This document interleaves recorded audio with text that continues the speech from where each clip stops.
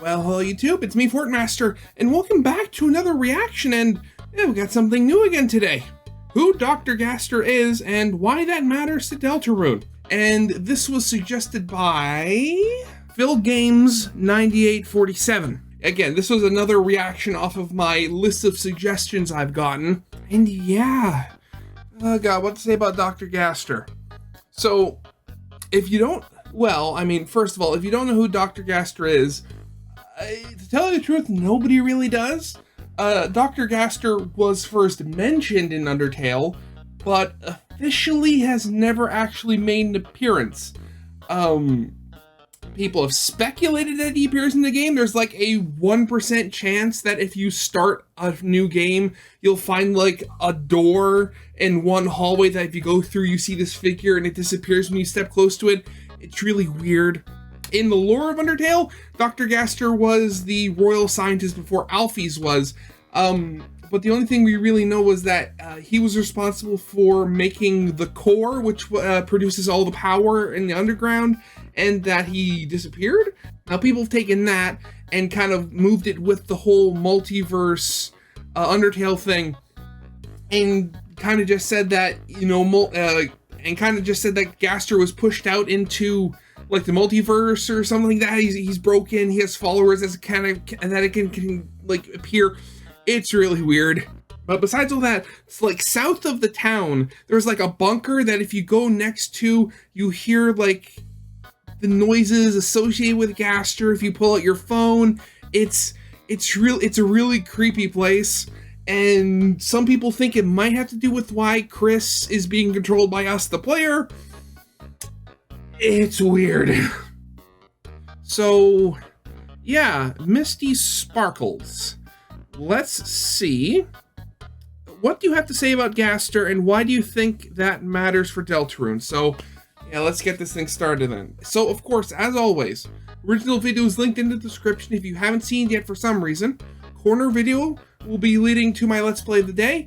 And with all that out of the way, let's get this thing started then, shall we?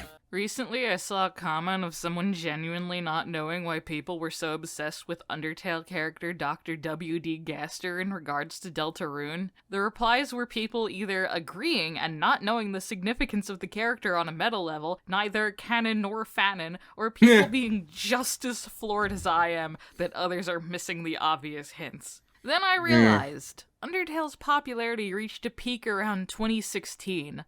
That was years ago now. Dr. Gaster was a big point of interest, and all the evidence of his existence and significance is basically buried on fan wikis and ancient Tumblr posts, which may or may not even exist anymore. Oh, yeah. If you played Undertale in isolation right now, it's likely you will just never find out about any of this. You Again, either need to like be able to 1% chance. decompile the game, or you just need the internet where other people can do that more easily and find out all about it there. In contrast, I knew who Dr. Gaster was before I even played the game. That's how big of a deal he was seen in the early months of the fandom. That has waned over time because there is no conclusion to Dr. Gaster. No! He existed in the world of Undertale, now he doesn't. We can't even be 100% sure what he even looks like. So here's a video explaining who the hell Dr. W.D. Gaster is and why he's painfully significant to Deltarune. I'm going to try to list things as objectively as humanly possible, as much Gaster information and content has since been overrun by fanon, since you kind of had to make things up if you wanted to make any fan content for him. I will try to make it clear when I am neither speculating or repeating a popular fan theory, okay? Again, I don't know how much of the stuff I said was canon or fanon, because, like, again, the information actually on him is sparse. Again, as she said, to the point that we don't even know what he actually looks like. Okay, here we go. There is a hidden character in Undertale named Dr. W.D. Gaster. He was Asgore's former royal scientist before Dr. Alphys. You can find out about him through hidden NPCs that can rarely be seen during regular gameplay and can be manipulated into appearing through simple edits of easily accessible files, using an otherwise useless mechanic, the fun value. Fun value is a random number generated at the start of a playthrough, and depending on what number you get, Many things will possibly occur. Here's a handy chart I found on the Undertale wiki. These gray monochrome NPCs will tell you a story about how Dr. Gaster was a brilliant scientist who created the Korin Hotland, but then fell into his creation. It can be inferred that the creation is the core, since it was mentioned shortly after the comment about him making it, but the Gaster followers' dialogue can be just vague enough to make me doubt literally anything they say. After he fell into his creation, Gaster seemed to have vanished, implied to have been erased from existence entirely, probably even everyone's memory. He was said to be shattered across time and space. The very hidden log known as entry number 17 can be found by easily editing the files to room 264. This room is labeled room_Gaster in the files of the game. The entry is written entirely in all caps Wingdings font. It can therefore be easily assumed that the WD stands for Wingdings. Thus can be assumed that Dr. Wingdings Gaster might also be a skeleton, considering the theme of naming skeletons after fonts. Yeah, as in Comic Sans and Papyrus. I was literally just about to say that, so it's a good thing I waited. And them speaking their text boxes in those fonts. It's also entirely possible that Gaster is just the Aster font with a G tacked on. He gets two. In entry number 17, once translated into actual words, reads what seems to be the middle of a conversation about an experiment. Entry number 17. Dark, darker, yet darker. The darkness keeps growing, the shadows cutting deeper. Photon reading is negative. This next experiment seems very, very interesting. What do you two think? It's my Gaster voice, I hope you like it. Yeah, and that's the whole thing. It's like, at the end of that, it says you too. So people have taken that in all sorts of ways. They've taken it as in, like, you know, maybe it could just be a couple of his followers that you can find sometimes. Or it could be, you know, Sans and Papyrus, since they're the only two other skeletons in the game. Or I even saw one where it was Sans and Alphys, because obviously Alphys is, you know, very smart. She becomes the royal scientist after Gaster, but then Sans being the other one, because while he doesn't experience it, Sans does know about, like, the multiverse in Undertale and how resets work, and he knows enough where he can tell that you, the player, have reset by the way your in-game character acts. And that kind of ties into the whole thing where Sans seems to be a lot smarter than he lets on. So, also as a side note, there's the belief that Sans and Papyrus might be originally from Deltarune, because they are said to have just appeared one day in Undertale. So whether that means they just appeared from Deltarune, or they seemingly just appeared because everybody's memories of Gaster and their connection to him disappeared, I don't know. Though also in Deltarune, Sans's convenience store is literally his Grillby's with the name of the restaurant scribbled out and just has the word Sans written over the door. Remember the phrases very, very interesting and darker yet darker. They are important for our purposes. Please also remember this very distinct sound that plays while entry 17 is being read. Yeah, that's Gaster noise. I think it's something I remember. Well, that's the thing with a lot of Undertale's music, and that when you go like genocide route or a lot of these things, when they're creepy, they'll just take like a regular noise and slow it down to an absurd degree. Now, I can't remember what Gaster's was, if that was the case. There are also apparently battle stats for Gaster hidden in the files of the game. Every stat, defense, attack, and even the money payout upon defeat is just a series of sixes. If the fun value is at 66, either by way of pure 1 in 1,000 chance luck or by file editing, there is a 10% chance that you can find a gray door and waterfall that leads to a small room with this sprite. Oh my god, I completely forgot that's how small. I said it was like a 1 in 100 chance, but no, it's a 10% chance if you land on a 1 of 1,000.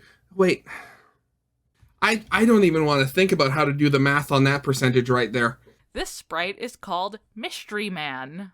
Because of the fun value needing to be set at 66 and the battle stats all being 6s, this is the commonly assumed appearance of Gaster. It's technically speculation, but I feel like it would be genuinely weird if this didn't turn out to be him, considering the number 6 motif. This sprite can easily be seen as resembling a distorted cartoon skeleton, perfectly in line with the somewhat unorthodox skull shapes of Papyrus and especially Sans. The distortion also lines up with being not whole, since Gaster was shattered across time and space. He has no nose, no legs, no visible arms, nothing that can holes even in be his interpreted hands, as fingers, and generally looks a little melted. Him being melted and goopy is basically universally accepted fanon. But it's extremely possible in canon if he did in fact fall into the core, you know, the thing harvesting searing geothermal energy. But lava. Speculation. I want to quickly say my own little theory here, so making it clear right now what I'm about to say is theory. Okay. I really do think that this Mystery Man sprite has to be Dr. Gaster.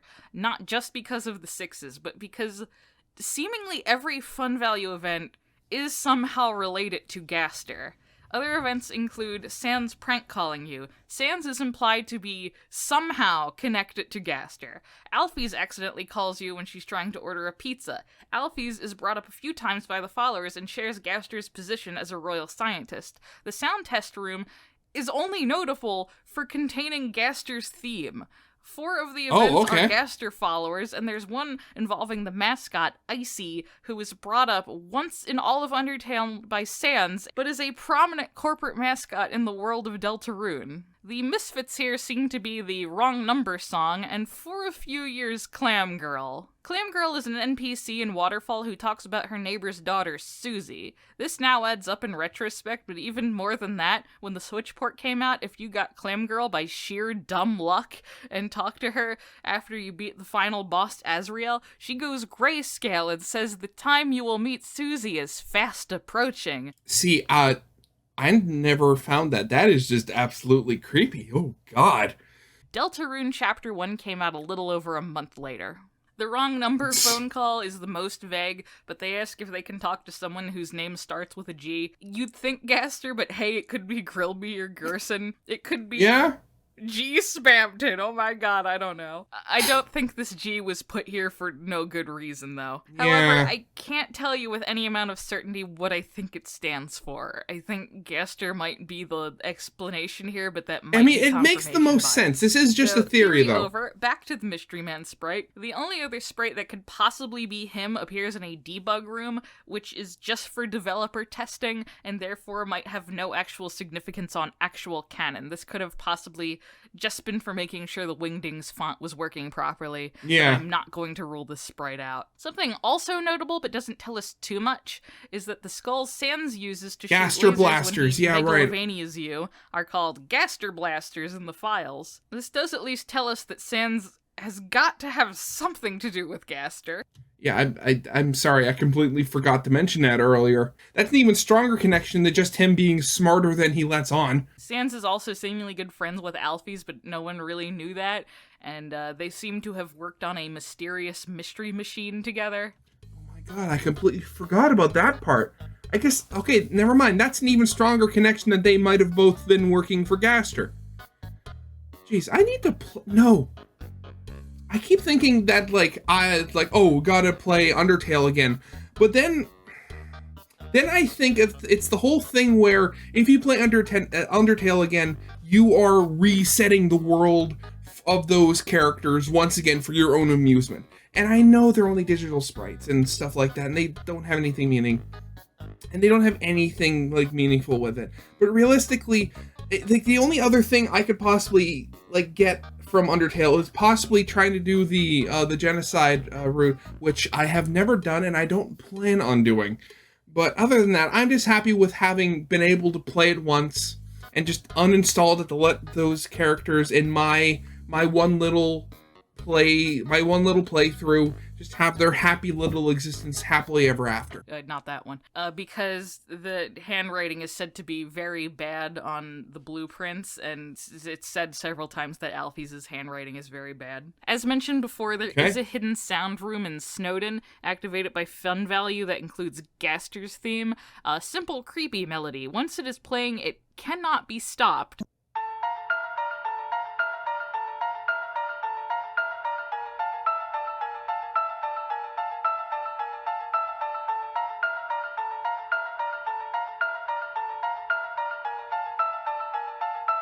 Then it says, "Thank you for the feedback." If you try to put the name Gaster at the beginning of either Undertale or Deltarune, the game immediately crashes the second you put in the last letter. You don't even hit enter, it just crashes. Now, okay. What does any of that Undertale bullshit have to do with Deltarune? Considering Deltarune is a sequel, a lot. Well, sequel? Spinoff? I don't even know how you would classify Deltarune. I'm just going to stick with sequel. Everything. This has everything to do with Deltarune. Yeah. You know how Undertale characters feature prominently in Deltarune? I'm halfway convinced Gaster is actually a Deltarune character that somehow weaseled his way into Undertale. In a tweet regarding Chapter 2, Toby Fox has said he's glad Deltarune is being seen as its own thing, rather than just purely in its relation to Undertale. Which it should be. It is its own game. Most of the main characters are unique to Deltarune, and it has its own separate story and world. But even if Deltarune is its own thing, its own universe where no plot points from Undertale ever carry over, linked with Undertale. Deltarune can't be divorced from Undertale. No. Undertale is context for things that happen in Deltarune. Very much so. Whenever you download it anywhere, it always is sure to say it's a game for people who have finished Undertale. Many characters from Undertale reappear here, some even being entirely unchanged. Hi, Sans. Many just have a change of costume or career and are otherwise the same person. There are many jokes that fall completely flat if you're not familiar with Undertale. Who's Alfie's? A joke that hammers in that this is an alternate universe. A book so you don't forget the name of Hot's Fire Guy. That one's really obscure if you only finish Undertale once. Asriel has a picture of a flower on his wall. The plots in the graveyard are the amalgamates. The first time we meet Deltarune Asgore directly mirrors when we meet him in Undertale. Spamton Neo is literally using Metaton Neo's body, and the song Power of Neo plays exactly how it was presented in Undertale within Spamton Neo's battle theme. Spamton Neo's battle theme, what is it called? It's just called Big Shot or something. I forget now. But it is quite honestly some of the best music I've ever heard in a video game, and there are still times now where I listen to it at least once a week, at the very latest once a month, because it's just so good and snappy.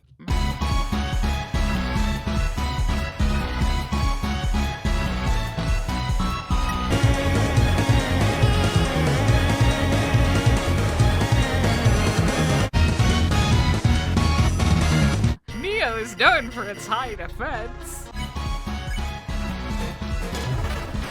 No, it wasn't. Comparisons to Undertale are inevitable, and obviously Toby Fox knows this. He's making them himself. I think the desire is more to not think of Deltarune as just Undertale 2, or assuming it's the same universe and that the pacifist or murder roots are going to affect it at all. So I'm not saying that Deltarune and Undertale are somehow secretly directly linked and the story is all going to come back around to Undertale. I don't want it to. I like Deltarune for being Deltarune. It is its own story, but doing so riddled with references to the game that is its direct predecessor. Hell, I don't even necessarily think that the Gaster in Undertale is the Gaster in Deltarune, but I think it's reasonable to assume we can use the information from Undertale and apply it here. The association with the number 6, the similar way his dialogue gets formatted, are very basic things that would probably get carried over to a different version of the character. With that said, very similar, Gaster though. has an absolutely undeniable presence in Deltarune, more so than he ever had in Undertale. This actually predates the game Deltarune itself. Deltarune.com has existed since, I believe, 2015, 3 years before Chapter 1 came out, and the year Undertale itself came out. On it was a dark image called him.png that, if Brighton would show the text in all caps wingding font reading, "This next experiment seems very, very interesting." Then it changed to another message in all caps wingdings describing the plot of Deltarune. 3 heroes appear to banish the angels' heaven. It's not. I did not know any of this, but I swear, if I ever somehow made a game that got as popular as Undertale, I don't think I'd ever be able to, like, just structure out or figure out a schedule of making sure everything like this worked and went well and stuff like that. Oh, that just thinking about it makes my brain hurt. Dr. Gaster, I don't know why I'd need to go on because of how obviously Gaster is god of the Deltaverse, but I will. Also note that both those images are called him.png. There is a file related to Gaster in Undertale called him, and the song that plays in the intro of Chapter 1 is called Another Hymn. Another Gaster. 2 of them. Then there was a series of surprise tweets on the Undertale Twitter on October 30th, 2018. These tweets are written in all caps with odd spacing, very reminiscent of Entry 17. Welcome. Have you been looking for me? How wonderful. I have been looking for you as well. I have something I want to show you. Something I think you will find very, very interesting. I'll admit, when very, very interesting popped up in these tweets, I just about had a goddamn heart attack. Then Chapter 1 actually comes out. At its beginning, we have most likely the same ominous voice as was on Twitter narrating to us. I can't believe Twitter was actually useful for something. Another hymn playing. There's no hint bombs like very, very interesting in this opening. No, unfortunately but it not. is using all caps in the same distinct spacing. I assume the reason it's not in Wingdings is because we need to be able to read it. It wouldn't be very big shot of Gaster to make the seizure warning indecipherable. So we want to be like a smartass and say, but he's not speaking in Wingdings, shut up. When the No, because he's talking to somebody who can actually understand what he's saying. Style of speaking is dropped and it's written in proper capitalization, theory time, there is an actually very compelling theory involving the Japanese translation that might suggest that this is the original fallen child default name Kara, whatever, from Undertale, who is already a similarly ominous presence, has taken over and hijacked the character creator, assigning you to Chris, a teenager not unlike Chara. Of course, since there are so many similarities between the two characters, you could also assume that this might have been Chris themselves. But that's going into vague, unprovable theory territory. Also, I'm not saying that this is the same Chara. It's very possible that there is a separate Chara in Deltarune. However, I like to think it's the same one, and they're dead now and are venturing between universes, and Gaster has to babysit his boss's kid for all eternity. Anyway, finally, we get to the actual game. Let me stress that all of that I just cited was before the actual game begins. No, oh god, yeah, I know. Game, the main plot is about Chris and Susie, 2 teenagers that discover a dark world in the school supply closet. Come Chapter 2, there appear to be multiple dark worlds, with new ones being created. What might this with remind Chris us being the one who creates them? Darkness keeps growing, the shadows cutting deeper, photon readings negative. This closet is emitting darkness, as if it had the same properties as light. I think photon readings would have to be negative in order to do that. Also, if you look at Deltarune's information, at least when it was just Chapter 1, I haven't checked since, the version is labeled 6.6.6. I don't know why Gaster is Satan, just go with it, wait. Oh my god, was that really? Oh, wow, okay. Theory. Gaster fell into the core, and Deltarune is about an angel. Gaster's a fallen angel. Anyway, when you defeat these so hard it literally took me 3 years to beat him bonus boss Jevil, he either spouts off something about the night, yet another vague ominous entity, or if you fight him, he foreshadows Chapter 2's queen. Jevil is off. He's too giggly for comfort, doesn't always use the correct words or grammar, is absolutely obsessed with chaos, and seems to be aware that he's in a game. Wonderful. Though on top of all that, just for my own thing, since I played Chapter 1 and 2 on YouTube a couple of years ago at this point, I have gone back and played them again, and I've gotten both Jevils and Spamton special items. At least I think I did. Again, it's been a while since I played, so hopefully my save is still good. Also, I love him and he'll never know that. Once you beat him, you can go to plush toy cat shopkeeper Sham, who has officially ruined how I read the word seam, then will explain Jevel's deal. He met someone strange, someone who no one really knows who it was. After that, Jevel went fucking coconuts and started babbling about actual dialogue. Yeah, I remember that. Nothing here is damning evidence until Sham says that because of this, their view of this world has grown darker yet darker. What an oddly specific way of phrasing that, Sham. When Chapter 2 came around, the mystery narrator that we were presuming is Gaster returned to Twitter. No telling quotes here, but I want to point out how funny I find it that Gaster narrator thanks us for our patience in these difficult times. Not even being shattered across time and space keeps you safe from COVID. Gaster was out of work for like 3 months. It was terrible. Chapter 2 is pretty straightforward at the start, even if you're, murdering. When we get to the bonus boss of this chapter in the normal route, Spamton and his Neo form, things become vague and ominous very quickly. After you beat Spamton Neo, the personifications of internet advertisements, the Addisons, all go to the garbage dump. Is that what they're called? They're called Addisons? Oh, okay. Where Spamton has been living, and when talking to them one by one, Spamton's sad backstory is revealed. He was an Addison like them. He still is, really. He has the same permanent smile, the same tasteful V-neck sweater, and the same nose. It took me far too long to notice their similarities, and I need to validate that by explaining it to you like it's new information. I think I've seen that, though in a lot of depictions I've seen Spamton as wearing a suit. Though, as she's most likely going to explain, Spamton got really successful really quickly, so that might be why he started wearing a suit, if he's actually wearing a suit. He was very unlucky and never got attention until he suddenly started spending all of his time on the phone with someone. No one knows who it was, but suddenly Spamton was awfully popular to the point where all the other Addisons stopped hanging out with him because they felt unneeded. I'd like to point out that this game made me feel bad for ads.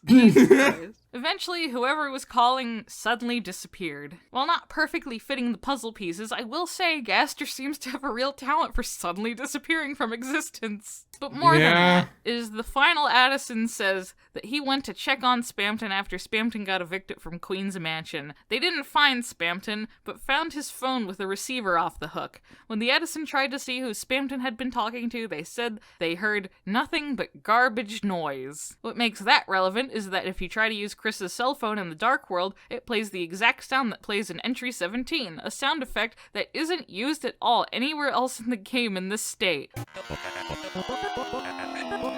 Yeah.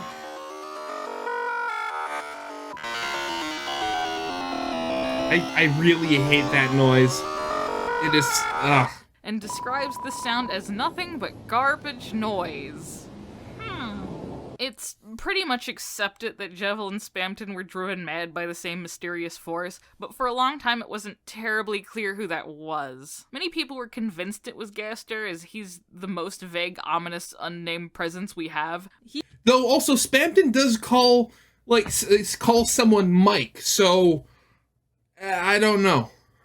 He can tell them the true nature of the world they live in because he, more than anyone, seems to be aware of how much of a video game this is. But many thought it was the Knight, also mysterious and vague. No one knew what the Knight's deal was, so it seemed reasonable to assume. Some people even thought they were the same person, that Gaster is the Knight. However, the end of Chapter 2 gave us a very compelling candidate for the Knight, so Knight Gaster may be less likely now. Yeah. But with this garbage noise point, that cannot be a coincidence. Toby Fox is the writer. He's really good with sound. He approves everything that goes into the game. He knew what this was going to be implying. Yeah. So that is the undeniable, surreal breadcrumb trail of WD Gaster. I want to go over some things that could be damning evidence, but might also just be a coincidence. One thing is Gaster's theme. Undertale and Deltarune are known to reuse tunes, usually for very relevant reasons, like when characters have connections.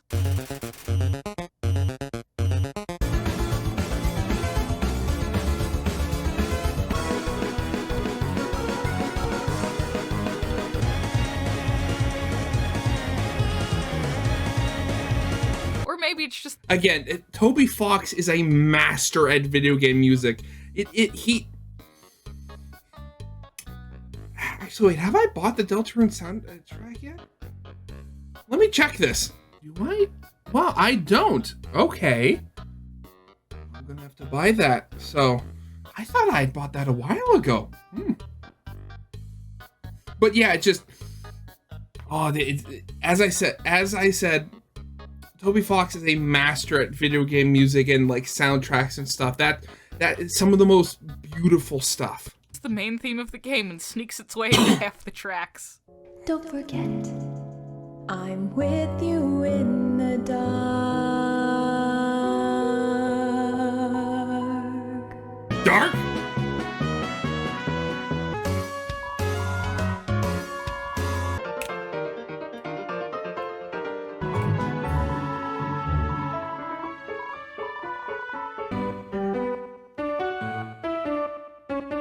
Wow, so yeah, I never noticed that before.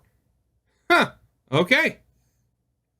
Basically take what I said about Toby Fox's music and multiply that by like 2 or 3.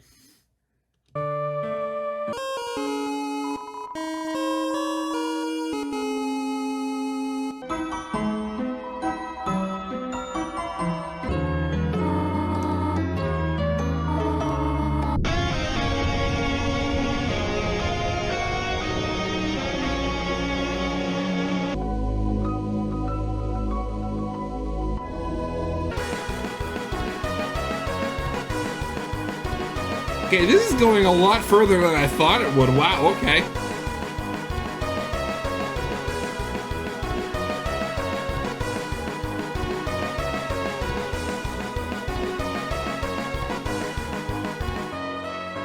Gaster's theme might show up a few other times in Undertale, and seems like it shows up a lot more in Deltarune. I can't be entirely sure though, because Gaster's theme is very simple. It's 4 creepy sounding notes strung together, and then again in a different pitch.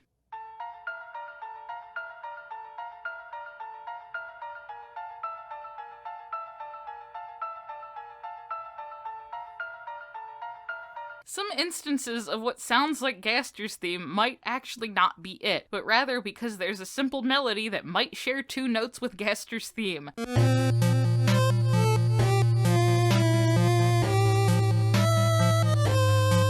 Yeah, I'm not hearing it.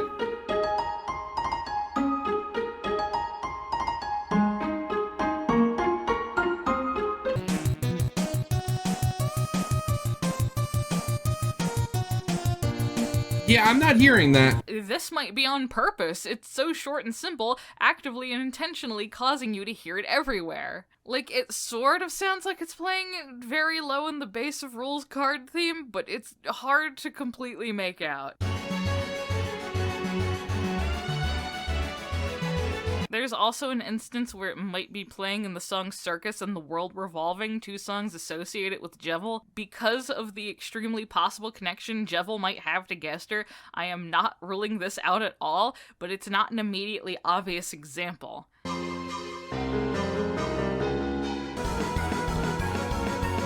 You can see how this could get tricky. Gaster's theme does, however, play very clearly in the background melody for Card Castle. I will not let that go. That is what's playing.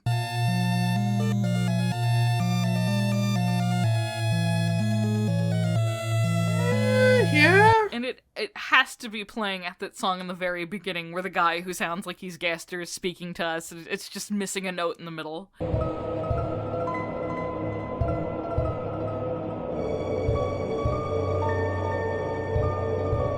I'm not going to pretend that ridiculously talented musician and known leitmotif enthusiast Toby Fox didn't know what tune he was using so clearly for the main melody. Now, there's a... Though then again, with him being such a master, it's very possible that he purposely made it sort of similar without actually putting it in. So, at this point, we're playing like 5D chess here, and we don't know which D we're playing on. A lot of fan speculation and headcanons around Gaster. Oh, he has the yes. perfect combination of vague mystery and just enough information to work with. There's a very popular assumption that Dr. Gaster is Sans and Papyrus' father. This headcanon is not at all unfounded, even if there is no real implication of it in even the most buried of information. Though I also, the Gaster Blasters too, but I remember, you don't see that often, but I did remember seeing like a long time ago that it not so much as being like their father, But playing off the whole thing where like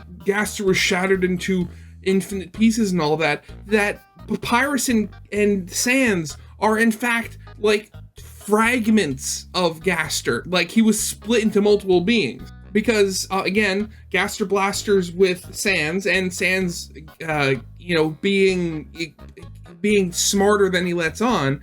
But then you also alternatively have Papyrus, who is tall. I don't know. Granted, it is said that Papyrus does have a very powerful special attack, but you never actually see it in game because the dog that is Toby Fox steals it. So, I don't know. We're kind of getting into weird territory here. The reason people think this is due to things like Sans' Gaster Gaster Blasters. Blaster. They are part of his own unique monster magic, but are distinctly named after another character. You know, like he's inherited them or something. There's also the vague possibility that Papyrus also has these, that they were part of his special attack that the annoying dog ruined. This is inferred from when you and Papyrus hang out if you spare him after doing the kill everyone route up to that point. Oh yeah, I hate this one. Is so creepy from what I've seen. It's like you kill everybody else in town, spare him, and he just drags you around town, just in this empty, desolate thing. Ugh. If you look at his box of bones, he says it's his special attack that could have blasted you had he used it. Too vague to prove anything, but notable enough to not dismiss it entirely. There's also the fact that it's rare to see multiple types of the same prominently featured monsters that aren't related or somehow connected. Every boss monster is related. Toriel and Asgore were married, and Azrael is their son. Outside of them, there are no other goats. Napstablook, Mad Dummy, the Ruins Dummy, and Metaton are the only ghosts and are all said to be cousins. It's a very sense-making assumption that all the skeletons are related to each other. Again, that's even if Gaster is a skeleton. Again, we're working on this. We're working on this like train of thought that could have gotten like completely wrong several years ago.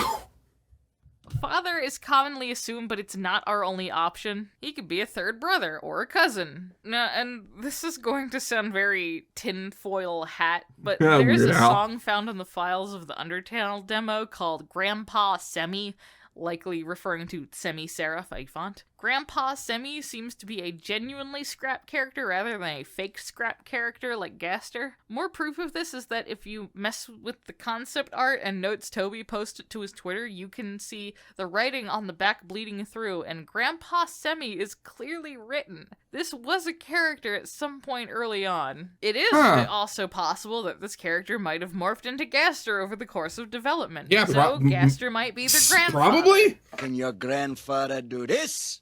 Hey, ha, hoo, hey, ha, hoo, hey, ha. Oh. Sadly, I have no smoking gun for the skeleton family claims, but there is one more thing that is very, very interesting. Is it now? The most unprovable thing I want to bring up, just because it's so simultaneously mysterious and hilarious, is on Toby's aforementioned notes. On the notes for Papyrus, it says, has a brother named Comic Sans and a blank named blank.